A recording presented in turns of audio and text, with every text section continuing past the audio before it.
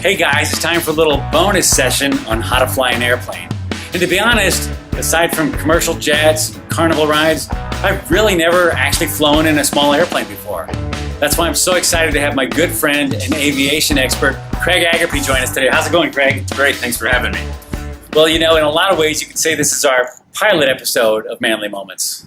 I'm a pilot, so I guess that works. Well, tell us a little bit about your flight story and how you personally got off the ground. Sure, love to. Growing up, like a lot of kids, I was fascinated with airplanes. My dad happened to be an airplane mechanic, so I got to be around them. He took us to air shows. We watched Top Gun growing up a lot. I went to school for it, naturally, and became a cargo pilot for 8 years after graduating. And now I'm living the dream as a flight department manager and flight instructor. Wow, that's great, Craig. Hey, I was wondering if you could take a couple quick minutes and teach us how to fly an airplane today. A couple minutes? Surely you can't be serious. I am serious. And don't call me Shirley. Well, I can't teach you to fly a plane that quickly, but I can show you some of the basics. Fair enough. Let's do it. Hey guys, today I want to share with you 3 basics of flying an airplane. Basic number 1, the yoke. This is pretty much just how you steer the airplane. In this airplane we actually have a stick, which functions the same way. If we want to go left, we'll move the stick left, and as you can see, over my shoulder on the wing, there's an aileron out there. That's what you're controlling when you move this. That's what allows you to turn. If we want to go right, we just push the stick right, and that will start a right turn. If we want to climb, we'll pull back on the stick. That'll pitch the nose up and allow us to climb. If we want to descend, we'll just do the opposite. Push the stick forward, that lowers the nose and starts a descent. So you can think of the stick or the control yoke much like you do a steering wheel. It allows you to turn and, in this case, climb and descend as well. Basic number 2, the rudder. Much like the control yoke or stick steers the airplane in the air, the rudder steers it on the ground. You move the rudder by pedals on the floor. If you want to go left, you push on the left rudder pedal. If you want to go right, you push on the right rudder pedal. There's also brake pedals at the top of the rudder pedals. That will allow you to stop evenly, or, since they're independent, you can turn very tightly by actuating just one brake at a time. So you can think of it just like a ship. It points and knows where you want to go. Basic number 3, the flaps. Flaps are used primarily for takeoff and landing.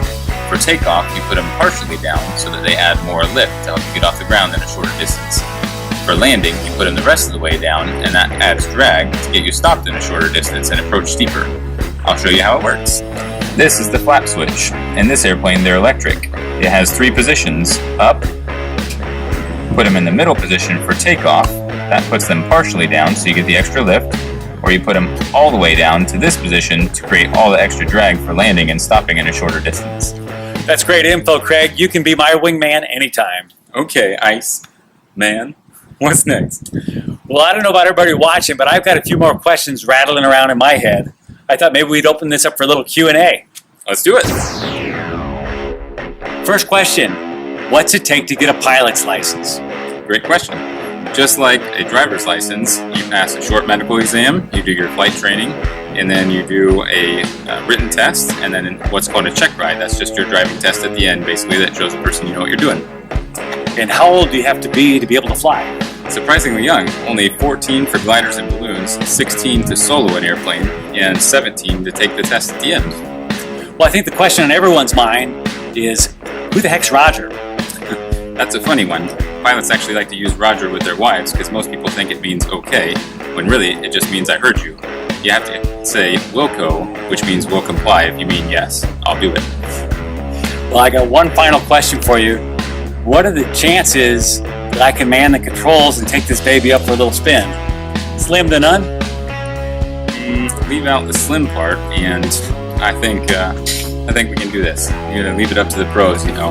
Let's do it, shall we? Hey, don't forget to like this video and subscribe to the channel and leave a comment below.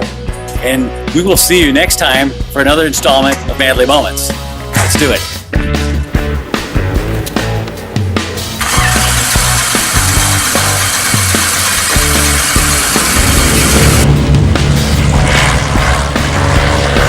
Looks like I picked the wrong week to give up Dramamine.